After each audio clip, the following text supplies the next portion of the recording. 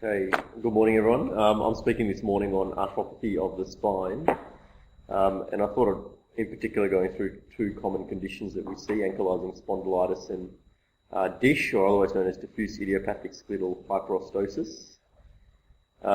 Starting with ankylosing spondylitis, this is the kind of classic picture that you see of a thoracic vertebrae with an ankylosed spine in the AP projection. As we know, it's a seronegative inflammatory disease, so it's negative to rheumatoid factor on screening. The etiology is probably multifactorial, but it's certainly unknown at this stage. And it's characterized really by two things. One is inflammation of the axial spine, starting generally at the sacroiliac joints and working its way more proximal. And then the second condition is that of an enthesopathy, and in particular of the zygoepiphyseal joints, which are your facet joints and your posterior elements of the spine itself. It does involve the disc spaces, which is something that distinguishes it from diffuse idiopathic skeletal hyperostosis. And this whole process basically then combines to form spinal deformity and then generally an imbalance, which is in the sagittal plane. It also then causes problems with large joints and most commonly involves the hip with degeneration and then ankylosis. So going through the epidemiology, it's certainly a condition that tends to affect young adults with a male predominance. Its worldwide prevalence is almost 1%, which I thought was actually much higher than I thought that it initially was. It does have a correlation with family history, with up to 20% of cases, and it's strongly associated with HLA-B27. But there is a certain percentage of patients who are HLA-B27 negative who have ankylosing spondylitis, although that's more rare, and those subset of patients tend to have a less progressive disease course and a less severe form. In general, females are in that same basket and tend to have more, hip arthritis than they do spinal involvement. As I mentioned, the etiology is unknown, and not every person that has HLA-B27 ends up with ankylosing spondylitis, and there are numerous theories of which there's only limited evidence for, and probably the strongest out there is that it may be an autoimmune disorder. But other supposed theories include whether it's Klebsiella pneumonia or IgA related. But again, most of these are unproven. The diagnostic criteria were initially coined in Rome in the 1960s, and they've been modified subsequently by the New York group. And it includes both clinical and radiological criteria. In essence, you need low back pain, which causes stiffness and is not improved by rest, and then you need limited motion of the lumbar spine as well as of chest expansion. So chest expansion is measured in the fourth intercostal space with the discrepancy on deep inhalation of less than 2.5 centimeters of increase of the thoracic volume. And the limited spine motion is with an abnormal Chauvis test. The radiographic criteria really involves the sacroiliac joint, and as mentioned, it causes sacroiliitis, which is a hallmark of ankylosing spondylitis. And the grading system basically goes from no arthritis to complete ankylosis. So they're the criteria to diagnose ankylosing spondylitis, and you'll notice that HLA-B27 doesn't play a part in its diagnosis at all. In terms of the pathophysiology, as I mentioned, it's both an inflammation and an enthesopathy. And you get a fibroblastoid tissue that invades the enthesial attachments, which tends to be more of the zygoepiphyseal joints posteriorly. So you get bridging syndesmophyte formation. You also get ankylosis of the vertebral bodies and involvement of the disc spaces themselves. And so you get this characteristic lumbar spine film that shows what they call a bamboo spine. Its clinical history and its presentation is often that the onset is quite insidious. It's a combination of pain, which tends to be quite mild, and certainly in patients that have an ankylosed or fully ankylosed spine, they don't often present with much pain at all. Given the sacroiliac joint involvement, they often have buttock pain or pain that radiates down both posterior thighs, and classically they present with stiffness, so both of the lumbar spine and as well as that of decreased chest expansion. They also can present with peripheral involvement, including the Achilles tendon, the plantar fascia. This picture is out of a study in the 1970s which shows the natural history and progression in clinical photographs of a gentleman over 36 years with changes obviously of both his lumbar spine with increasing kyphosis and sagittal imbalance, as well as hip flexion contractures predominantly, and then a compensatory knee flexion contraction.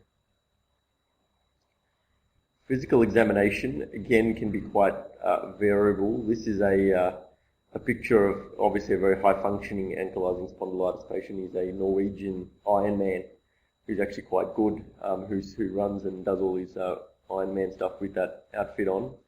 And as I mentioned, they present with pretty much all those classical findings of ankylosing spondylitis, but also with that of systemic disease, which can affect bowels, eyes, as well as skin. The other clinical manifestations, as I mentioned, is an abnormal Schober's test, which is a test, for those that have forgotten, that measures the excursion of the lumbar spine, and it's measured at the level of the posterior superior iliac spines, and then skin markings are 15 centimetres apart, and then full forward flexion should then increase by more than 6 centimetres. So an examination of less than 5 centimetres of excursion is an abnormal Schober's test. In terms of the assessment of deformity, which is, I guess, the most important thing in ankylosing spondylitis in terms of treatment, you assess this obviously both clinically and then radiologically with standing spinal x-rays in both apiolateral projections.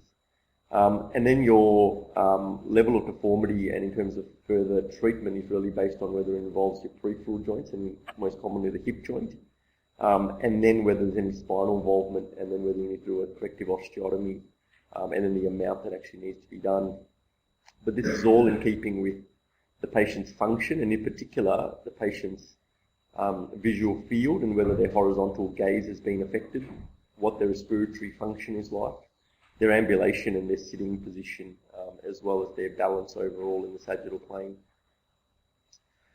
These are some angles and measurements that are important that I learned from my exam, including the occiput to wall distance. So with your knee and hip knees and hips both in full extension, the occiput should lie 0 to 2 centimetres away from the wall, and so you'll notice in these patients that have a increasing, almost a chin-on-chest deformity, their occiput to wall distance can increase quite significantly. And then other angles include your chin brow and your gaze angle, which really talk about whether or not the patient's able to visualise the field in the horizontal plane. In terms of imaging, first looking at more the peripheral joints, sacroiliac joint is universal in its involvement in ankylosing spondylitis, and this is in particular on the iliac side. A pelvic AP X-ray can be used, but more commonly and a more sensitive view is this Ferguson view, which is a 20-degree cath-lab view of the sacroiliac joints. A hip X-ray will generally show the classical signs and hallmarks of ankylosing spondylitis with degenerative change, as well as the ossification or the enthesopathy that's mentioned that goes along with this disease process. And then I guess the more hallmark finding then is of the spinal X-rays, which are the classical osseous changes.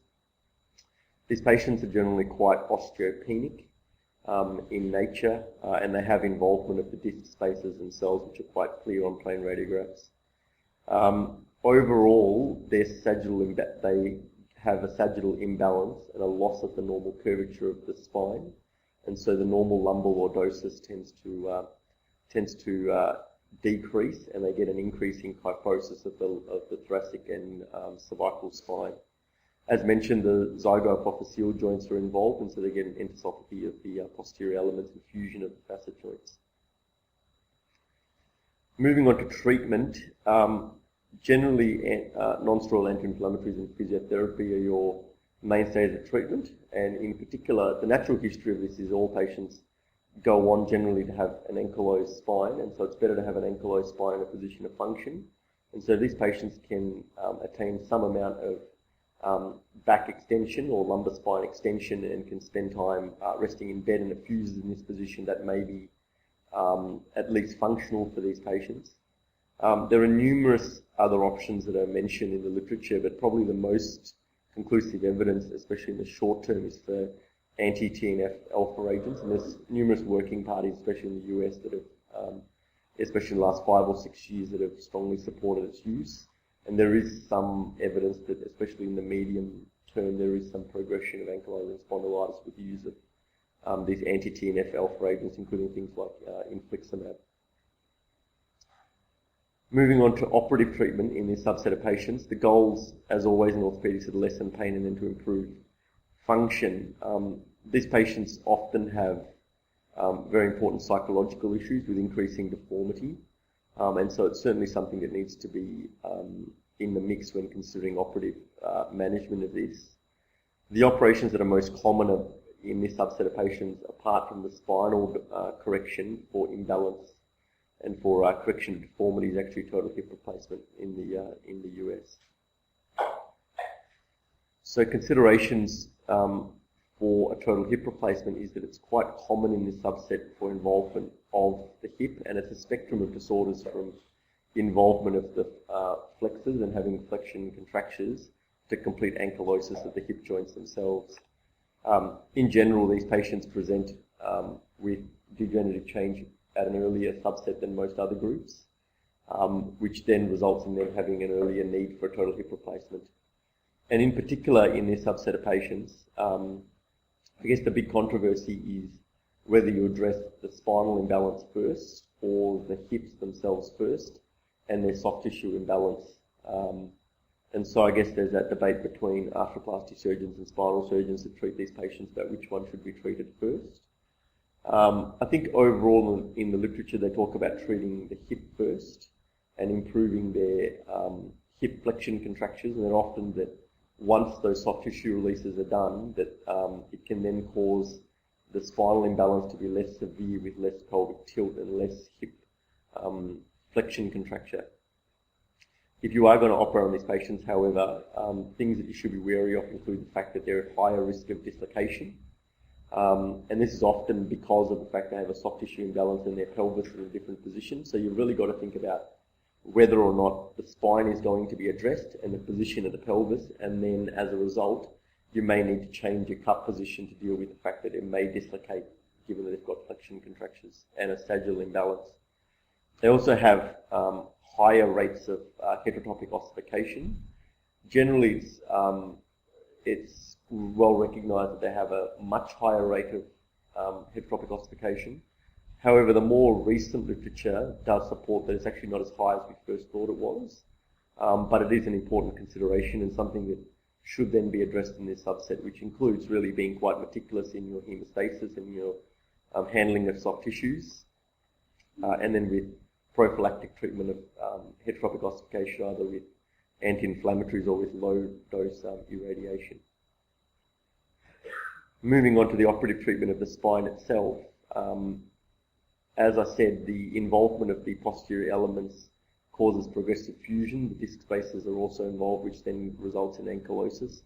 But this is generally not a functional problem, not a painful problem, because of once the fusion actually arises, their pain tends to get better. However, given the very large segments that are fused and the very long lever arms, these patients are particularly prone to fractures and pseudarthroses. And so this needs to be, we need to be mindful of this when you see a patient with ankylosing spondylitis, that given the abnormal bony architecture and the sagittal imbalance, it can be often difficult to see a fracture. And so we need to be vigilant in terms of investigating this with either fine-cut CTs or MRIs to look for this. The other surgical indications include deformity, which is causing a functional problem in particular. And I'll go through the cervical spine causing a chin or chest deformity. And then once again, if you've developed pseudarthrosis or fracture, these patients generally need operative treatment as opposed to non-operative treatment, given the problems with increasing deformity in this subset of patients. So this patient's got a very severe chin or chest deformity, and he's got an abnormal gaze angle as well as chin-brow angle, and as you can see his wall to occiput distance is greatly increased. And so he's certainly someone that you would consider for osteotomies for correction and then instrumented fusion. But the considerations and the difficulties really arise from the fact that they have a very high rate of neurological compromise. So a lot of the literature out there talks about doing awake operations and awake osteotomies in these subset of patients so that you can see what their neurological status is. You can certainly use neuromonitoring throughout the case, but there are series out there that show that even with neuromonitoring, some of these patients can wake up with very significant neurological impairment, and that maybe a wake-up test may be a better test to do for these subset of patients. But in basic principles, most of these osteotomies are done at the cervico-thoracic junction, and this is in particular because the canal is wider at C7T1. The vertebral arteries, as we know, don't enter lateral mass at this level, but enter at C6. So you're relatively safe from a vascular point of view. And given the canal is wider, the nerve roots and the cord itself are more mobile at this joint at this level. Moving on to the thoracolumbar spine, again, its indications are that of either pain from fracture or pseudarthrosis or a functional impairment, and your goals really are to restore your sagittal balance to give the patient a better level of function. And once again, it's neurological compromises in the similar realm of the cervical spine. There are numerous osteotomy options which I'll run through very quickly, and something that I certainly saw a lot of at the Children's Hospital with their deformity correction of especially scoliosis patients and also the kyphotic patients. And it ranges from a more simple Smith-Peterson osteotomy, which is an osteotomy of the posterior elements really of the facet joints, and it relies on soft tissues and of corrigible, the anterior longitudinal ligament and the disc space needs to be corrigible for this osteotomy to work, which is not particularly relevant in this subset of patients given that they have a fused ALL as well as the disc space. It classically gives you about 10 degrees of correction per level, so it can be done over numerous levels, but if you're trying to attain any more than a 30-degree improvement on the sagittal balance, it's almost impossible with this osteotomy. The osteotomy then, in terms of its progression, includes more of a bony osteotomy now that involves a pedicle subtraction, and this is a bony osteotomy that then doesn't rely on any soft tissues. And it goes through the vertebral body itself, and this is a much larger osteotomy that can provide 30 degrees of correction at per level, so this is certainly something that's more useful in the subset of patients. Lastly, and something that I've not seen but certainly have read about, is the fact that you can do a complete vertebral body resection and then use a cage and bone graft to then correct the osteotomy site. And of course, this is an osteotomy that you can almost correct any amount of sagittal imbalance with. Lastly, as I mentioned, and probably the most important thing really, is that these patients are very prone to fracture. They've got osteoporotic bone. They've got large fused segments that then cause very large lever arms. And so you've got to be very cognizant of the fact that they may have either fractured through their fusion mass, generally in the middle of the section, or at either end where there's a mobile and a relatively fixed mass. Once their bony architecture has been this disordered with ankylosis, it makes it very difficult on plain film, so there is certainly a role of fine-cut CT and MRI. And we should be very vigilant in investigating these because there's a very high risk of progressive deformity and neurological compromise in those patients that have missed fractures. Certainly the cervicothoracic junction is the most common place to have a fracture and that's missed. And the other real complicating factor in this subset of patients is they're very high risk of developing epidural hematomas, which can then further compromise their neurology. The last thing I'd mention on that fact is when considering operative management, then obviously it needs to be fused over very long segments.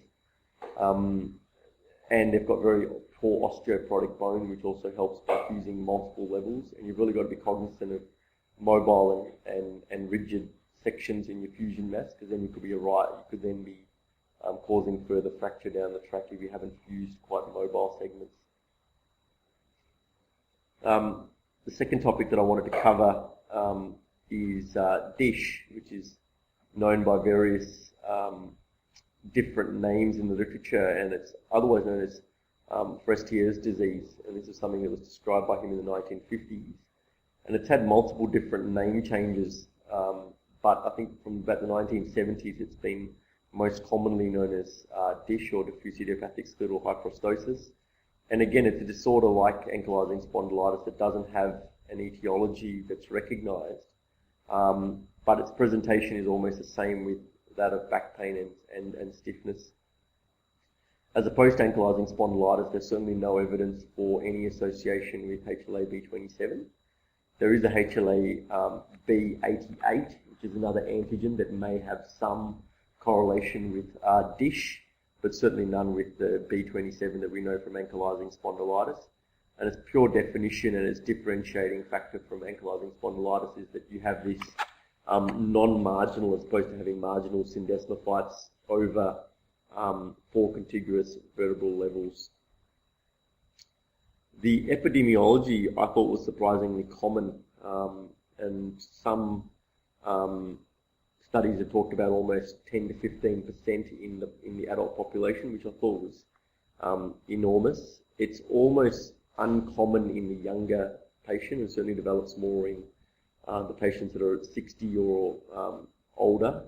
And Resnick, who really has his name on almost every paper on DISH, and was the man who actually coined the term DISH, has done a lot of epidemiological studies that show its rates and its prevalence is especially high in the aging population, with more than 25% of individuals in their 80s having DISH. In terms of its location, it tends to more involve the thoracic spine than it does any other part of the spine. And interestingly, on the thoracic spine, it almost invariably only occurs on the right side of the thoracic spine. And it's postulated that the aorta, as you can see on this CT scan, sits against the left side of the thoracic spine, and this is a protective effect from the aorta. Its clinical presentation is often asymptomatic, these patients are, and it's found incidentally on x-rays, especially of chest films, that can then reveal changes in the thoracic spine. But if patients do present, they tend to present with quite mild back pain. Once again, having ankylosed segments results in almost no pain at all. And then they present with also some corresponding spinal stiffness. If it then becomes a more impressive picture, they can then present with either myelopathy or spinal stenosis, with either symptoms or signs related to this. And if it involves the cervical spine like it does on this CT scan, with very large anterior osteophytes, it can then both compress on the airway as well as the gastrointestinal tract. Its diagnosis and its diagnostic criteria, again, this is coined by Resnick in the 80s. As mentioned, the hallmark really is the flowing or candle wax appearance in the anterolateral aspect of the vertebral bodies of at least 4 contiguous levels. So it involves 4 vertebrae. And its other 2 diagnostic criteria are really that to distinguish it from ankylosing spondylitis. So it can't involve the disc level itself, and there shouldn't be any involvement of the zygoepiphyseal joints or the sacroiliac joints themselves. So this is a very typical X-ray that you'll see of an of a DISH patient that shows the anterolateral candle wax appearance and bridging syndesmophytes on an AP in the thoracic spine. The lateral shows an increasing kyphotic deformity, sagittal imbalance. It shows preservation of the disc space, and that's very clear here. There's no calcification of the disc space. And the bone is relatively, it's relatively spared and not osteopenic like you see in ankylosing spondylitis. So just to wake up the audience, Sam, with these 2 X-rays here, I guess this is the question that you get asked most, and certainly in the written exam you do, about distinguishing which one is DISH and which one is ankylosing spondylitis. The picture on the left looks like ankylosing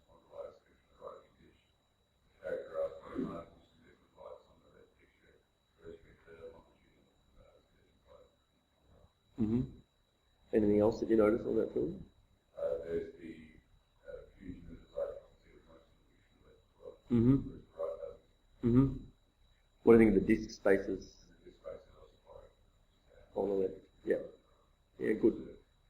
So really this table summarises those findings, which we've already mentioned. I think of note of the fact that DISH patients tend not to be osteopenic, and in fact they tend to have increased bone density as opposed to the subset that have ankylosing spondylitis. Of course, the age is also also helps with that, because DISH is very uncommon in the young patient. And really the hallmark and the real differentiation is involvement of the sacroiliac joint. So if there's any involvement of the sacroiliac joint, it certainly is not thought that this can be diagnosed as DISH. And it's either another inflammatory arthropathy, or it could be ankylosing spondylitis. Just quickly looking through the particular spinal considerations in this disorder are almost the same really as that of ankylosing spondylitis, with the fact that they're at very high risk of fracture and instability with their long fusion segments, and that the fracture can either happen in the middle of the fusion segments or at either ends. These fractures either end up going through the vertebral bodies or the discs themselves, which make them quite difficult to visualise if they've gone through the disc, which of course is not calcified. So using an MRI in this instance may be more pertinent than in the ankylosing spondylitis patient. And again, really your consideration is the fact that these patients have very long lever arms, they've got sagittal imbalance to begin with, and then they've got a lot of pre-injury spinal stiffness which needs to be addressed when you're considering this. So in summary, this is a gentleman with quite severe ankylosing spondylitis, and I think the important things are to remember that it involves both the spine and large joints, peripheral joints, and in particular the hip joint. We should be vigilant when these patients present with pain or a new onset of symptoms, that it could be a fracture in this setting, and we should investigate this thoroughly given its very significant sequelae. And treatment overall of both of these conditions really is dependent on both pain and on functional disability.